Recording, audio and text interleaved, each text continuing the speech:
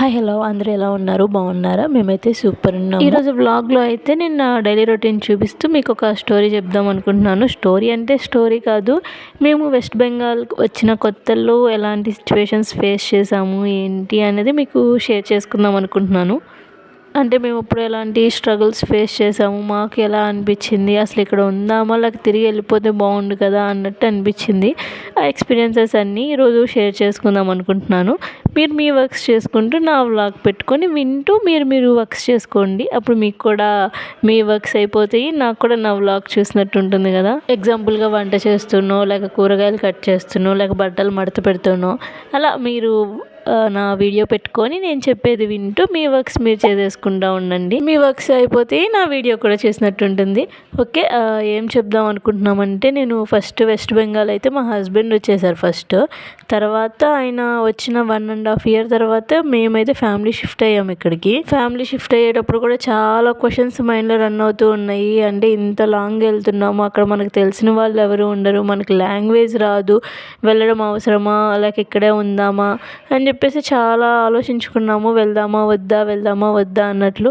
వెళ్తే ఎలాంటి బెనిఫిట్స్ ఉన్నాయి, ఇలాగ ఇక్కడ ఉండడం వల్ల ఎలాంటి బెనిఫిట్స్ ఉన్నాయి, ఇవన్నీ ఆలోచించుకున్న తర్వాత ఇంకా సరే వెళ్దాము, ఫ్యామిలీ అంతా ఒకే చోట ఉంటే బాగుంటుంది కదా. మళ్ళీ మా హస్బెండ్ ఒక్కళ్ళే ఇక్కడ ఉంటున్నారు, తనకి ఫుడ్కి అది ఇబ్బంది అవుతుంది. ప్లస్ మా మావయ్య గారు కూడా ఏజ్డ్ పర్సన్, నేను ఒక్కదాన్ని పిల్లల్ని మావయ్యని అందరినీ హ్యాండిల్ చేయాలి కదా. కొంచెం మా హస్బెండ్ సపోర్ట్ కూడా ఉంటే పక్కన బాగుంటుంది అని డిసైడ్ అయ్యి ఇంక ఇక్కడికైతే బయలుదేరాము. అప్పుడు ఇంక మాకు వచ్చిన ఫస్ట్ డౌట్, లగేజ్ ఎలా ట్రాన్స్ఫర్ చెయ్యాలి అని.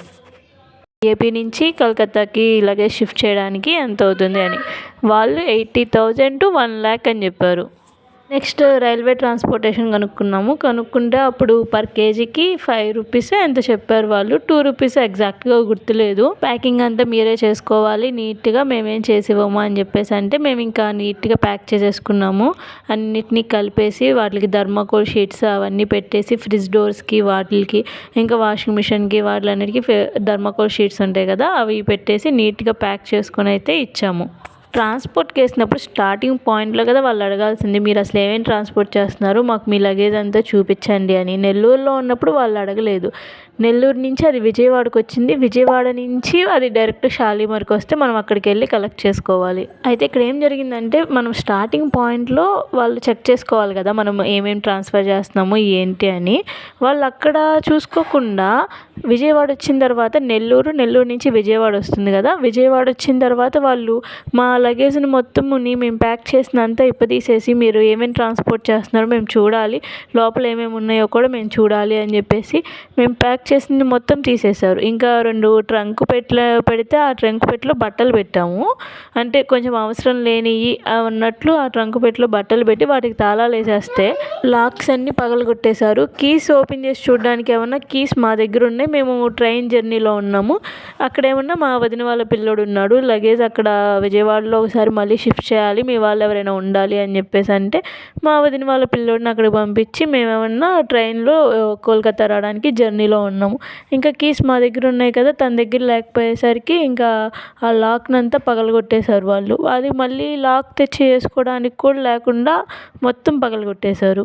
అన్నీ వాషింగ్ మిషన్కి ప్యాక్ చేసింది, ఫ్రిడ్జ్కి ప్యాక్ చేసింది, ఆ ప్యాకింగ్ అంతా తీసేశారు, లోపల ఏమున్నాయో అని చెప్పేసి చూశారు. నెక్స్ట్ వీడియోలో నేను అసలు మేము ట్రాన్స్పోర్ట్ చేయక ముందు ఎలా పంపించాం లగేజ్, ట్రాన్స్పోర్ట్ అయ్యి ఇక్కడికి వచ్చిన తర్వాత లగేజ్ అంతా ఎలా ఉంది అని చెప్పేసి ఆ వీడియో షేర్ చేస్తాను, ఒకసారి చూడండి, అప్పుడు మీకు అర్థమైద్ది. నాకైతే అసలు అప్పుడు అనిపించింది అనవసరంగా రైల్వే ట్రాన్స్పోర్ట్కి వేసాము, 1 lakh అయితే అయినాయి, నార్మల్గా పంపించుకున్నా పోయేదని చెప్పేసి. ఆ ట్రాన్స్పోర్టేషన్లో వాళ్ళు అంతా ఎలా అంటే అలా వేసేసరికి వాషింగ్ మిషన్కి ఫ్రిడ్జ్కి అంతా అవి స్క్రాచెస్ వచ్చేసి నొక్కుల్లాగా అలా పడిపోయాయి. ఇంకా మేము మిడిల్లో స్ట్రక్ అయిపోయి ఉన్నాం కాబట్టి అటు మళ్ళీ బ్యాక్ నెల్లూరు తీసుకెళ్ళలేము, ఇటు విజయవాడ నుంచి మళ్ళీ ట్రాన్స్పోర్టేషన్ అని మళ్ళీ మాకు కష్టమైద్ది అని చెప్పేసి ఇంకా అలానే వాళ్ళతో మాట్లాడి కొంచెం అమౌంట్ వేసి ఎలాగోలా ట్రాన్స్పోర్టేషన్ అయితే చేయించుకున్నాము షాలిమార్కి వచ్చిన తర్వాత మళ్ళీ అక్కడ ఒక ప్రాబ్లం వచ్చింది. మేము బయలుదేరేటప్పుడు ఫస్ట్ లగేజ్నంతా రైల్వేలో ఎక్కించిన తర్వాత మేము ఇంకా ట్రైన్ ఎక్కేసి కోల్కతాకి వచ్చేసాము. మేము వచ్చిన 10 days తర్వాత మా లగేజ్ అనేది ఇక్కడికి వచ్చింది. ఆ 10 days మేము కరెంట్ కుక్కర్లోనే వండుకొని తినేవాళ్ళము. మార్నింగ్ బ్రేక్ఫాస్ట్ వచ్చేసి బయట తెచ్చుకునే వాళ్ళం. మా హస్బెండ్ దగ్గర గ్యాస్ స్టవ్ లేదు. తను కరెంట్ కుక్కర్లో రైస్ పెట్టేసుకొని దానిలోనే కర్రీ చేసేసుకునేవాడు. ఇంకా దానిలోనే మేము వండుకొని తిన్నాము. ఎందుకంటే ఆల్రెడీ ట్రాన్స్పోర్టేషన్లో గ్యాస్ స్టవ్ కూడా వేసాము కాబట్టి సిలిండర్ వేయించుకోరు కదా, స్టవ్ వరకు ట్రాన్స్పోర్ట్ చేసాము. మళ్ళీ ఇక్కడ కొత్త స్టవ్ తీసుకోవడానికి ఏమన్నా మంది ఆల్రెడీ ఉంది కదా అని చెప్పేసి తీసుకోలేదు. ఇంకా 10 days అంతే ఉన్నాము. 10 days తర్వాత ఇంకా మీ పార్సల్ వచ్చింది తీసుకెళ్ళండి అని మన ఫోన్కి మెసేజ్ వచ్చింది. సరే అని మా హస్బెండ్ వెళ్ళారు ఇంకా మా లగేజ్ అది కలెక్ట్ చేసుకుందామని. వెళ్తే మనకు ఒక స్లిప్ ఇస్తారు లగేజ్ ట్రాన్స్పోర్ట్ చేసినప్పుడు. విజయవాడలో చేసాం కదా, నెల్లూరులో చేసాము, అక్కడ ఒకటి ఇచ్చారు. బట్ విజయవాడలో మళ్ళీ మొత్తం అంతా తీసేసి మళ్ళీ ఎక్కిచ్చారు కదా, అక్కడ ఇంకో స్లిప్ ఇచ్చారు. ఇస్తే అది ఇక్కడ మా వదిన వాళ్ళ పిల్లోడు ఉన్నాడని చెప్పాను కదా, మా వదిన వాళ్ళ పిల్లోడు ఏం చేశాడంటే దాని ఫోటో పంపించాడు మాకు. అంటే తను రాలేడు కదా ఇక్కడికి, మేము వచ్చేసాం కదా, అందుకని తను ఫోటో పంపించాడు. పంపిస్తే ఇంకా అది ఫోన్లో పిక్ ఉంది కదా, తను తీసుకొని వెళ్ళాడు మా హస్బెండ్. వెళ్తే షాలిమార్కి అక్కడ వాళ్ళు ఏమన్నారంటే మాకు ఇలా పిక్ కాదు ఒరిజినల్ స్లిప్ కావాలి అని చెప్పేసి అడిగారు. ఎంత రిక్వెస్ట్ చేసినా అవి మా రూల్స్, మాకు ఒరిజినల్ స్లిప్ ఉంటేనే మేము ఇస్తాము అని చెప్పేసి అనేసరికి ఇంకా మా వదిన వాళ్ళ పిల్లోడికి ఫోన్ చేసాము. ఇలా ఒరిజినల్ స్లిప్ కావాలంటున్నారు, మరి నువ్వు రాగలవా అంటే అప్పుడు తను నాకు ఇంటర్వ్యూస్ ఉన్నాయి, ఇప్పుడు నేను రావడం కుదరదు, డిటీటీసీకి వేస్తాను, స్పీడ్ పోస్ట్లో పంపిస్తాను అని చెప్పేసి అన్నాడు. సరే పోస్ట్ అంటే లేట్ అవుతుందేమో, డిటీటీసీలోనూ కొంచెం ఫాస్ట్గా వచ్చేది ఏమన్నా ఉంటే కనుక్కొని దానికి పంపించు అంటే సరే అని అలాగే పంపించాడు. ఇక్కడ మళ్ళీ ఇంకొక రూల్ ఉంది ఏంటంటే మనం లగేజ్ వచ్చినప్పుడు కలెక్ట్ చేసుకోకపోతే ఆ రోజు నుంచి మనం ఏ రోజైతే కలెక్ట్ చేసుకుంటామో ఆ రోజు దాకా 1 hourకి ఇంత అని ఛార్జ్ చేస్తారంట. దాన్ని వాళ్ళ దగ్గర స్టోర్ చేసుకుంటున్నందుకు 1 hourకి అమౌంట్ ఎంత అన్నది నాకు ఎగ్జాక్ట్గా గుర్తులేదు. 1 year అయిపోతుంది ఇక్కడికి వచ్చేసి, మేము 1.5 years 2 years బ్యాక్ కదా, ఎంత అన్నది నాకు ఎగ్జాక్ట్గా గుర్తులేదు. సరే మేము అడ్రస్ పెట్టాము, తను డిటీటీసీలో కొరియర్ చేశాడు, తర్వాత ట్రాకింగ్ ఐడి అంతా ఇచ్చాడు. ఇచ్చిన 2 daysకి అది వచ్చేసింది. 2 daysకి ఇక్కడ వెస్ట్ బెంగాల్కి మెయిన్ బ్రాంచ్కి అయితే వచ్చేసింది పార్సిల్. వచ్చిన తర్వాత అక్కడి నుంచి మేమున్న ఏరియాకి రావట్లేదు, 4 days నుంచి రావట్లేదు. మేము ఎంత ట్రై చేస్తున్నా, ట్రాకింగ్ చూస్తున్నా, అది వచ్చి అక్కడే ఉంది కానీ అక్కడి నుంచి మేమున్న ఏరియాకి రావట్లేదు. ఇంకా కస్టమర్ కేర్కి వాళ్ళకి కాల్ చేస్తే వాళ్ళేమో దానిలో పిన్ కోడ్ ఉంటుంది కదా, ఆ పిన్ కోడ్ లాస్ట్ నెంబర్ తప్పు ఉంది, మాకు అర్థం కావట్లేదు, ఆ పిన్ కోడ్తో ఏ ఏరియా లేదు అని చెప్పేసి అంటున్నారు. దానికి కస్టమర్ కేర్ వాళ్ళతో మాట్లాడి ఎలాగోలా చేసుకొని 1 week తర్వాత మళ్ళీ పార్సిల్ వచ్చింది.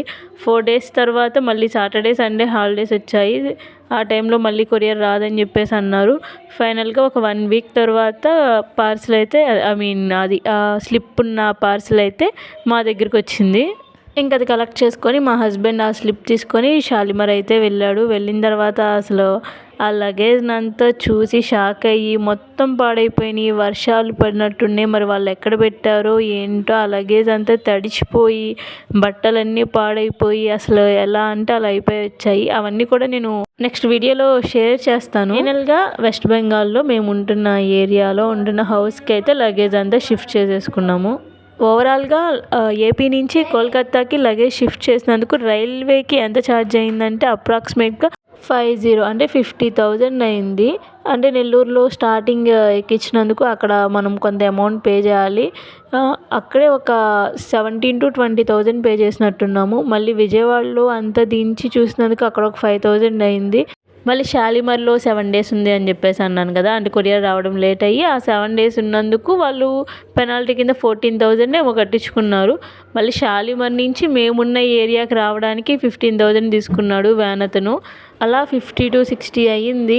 అప్పుడు అనిపించింది మాకు అసలు రైల్వేలో ట్రాన్స్పోర్ట్ చేసుకోకూడదని. ఫస్ట్ టైం మేము చేయడము. నెక్స్ట్ టైం ఇక్కడ నుంచి వెళ్ళేటప్పుడు రైల్వేనే అసలు ప్రిఫర్ చేయదలుచుకోలేదు. ఇంకెవరికైనా చెప్పాలి అన్నా కానీ రైల్వే ట్రాన్స్పోర్ట్ మాత్రం అసలు వద్దనే చెప్తాను. మనీకి మనీ వేస్ట్ అయ్యాయి, ప్లస్ టోటల్ ఐటమ్స్ అన్నీ డ్యామేజ్ అయిపోయాయి. ఇంతటితో మేము ఏపీ నుంచి వెస్ట్ బెంగాల్ రావడానికి ఏమేమి స్ట్రగుల్స్ ఫేస్ చేసామా అన్న ఎపిసోడ్ అయితే నెక్స్ట్ వ్లాగ్లో. ఇక్కడికి వచ్చిన తర్వాత అసలు ఈ ఎన్విరాన్మెంట్ ఏం సెట్ అవ్వలేదు మాకు. ఇక్కడ ఎన్విరాన్మెంట్ కానీ ఫుడ్ కానీ పిల్లలకు కూడా అస్సలు పడలేదు, వాళ్ళకి చాలా ప్రాబ్లం అయింది. ఇంకప్పుడు మేము చాలా లోగా ఫీల్ అయ్యాము. ధనుష్ స్టడీస్కి కూడా చాలా ప్రాబ్లం అయ్యింది. అక్కడ సిలబస్ వేరు, ఇక్కడ సిలబస్ వేరు అంతా. ఇంకా అసలు ఒక స్టేజ్లో అయితే తిరిగి ఏపీ వెళ్ళిపోదామా, అనవసరంగా ఇక్కడికి వచ్చినట్టున్నాము అన్నంత స్టేజ్కి వెళ్ళాము. అలాంటిది మళ్ళీ 1.5 year నుంచి ఇక్కడ ఎలా ఉన్నాము ఏంటి అన్నది నెక్స్ట్ వ్లాగ్లో అయితే షేర్ చేస్తాను. అప్పటిదాకా మన ఛానల్ ఎవరైనా కొత్తగా చూస్తుంటే ప్లీజ్ సబ్స్క్రైబ్ చేసుకోండి. అలాగే ఈ వ్లాగ్ ఎలా ఉంది ఏంటి అన్నది కూడా కమెంట్ చేసి చెప్పండి. నచ్చితే చిన్న లైక్ ఇవ్వండి. మీరు లైక్ ఇస్తే ఇది ఇంకొంతమందికి రీచ్ అవుతుంది, నాకు కూడా కొంచెం హెల్ప్ అవుతుంది. వీడియో ఎలా ఉంది అన్నది మాత్రం కమెంట్ చేయడం మర్చిపోవద్దు. డెఫినెట్గా కమెంట్ చేసి చెప్పండి.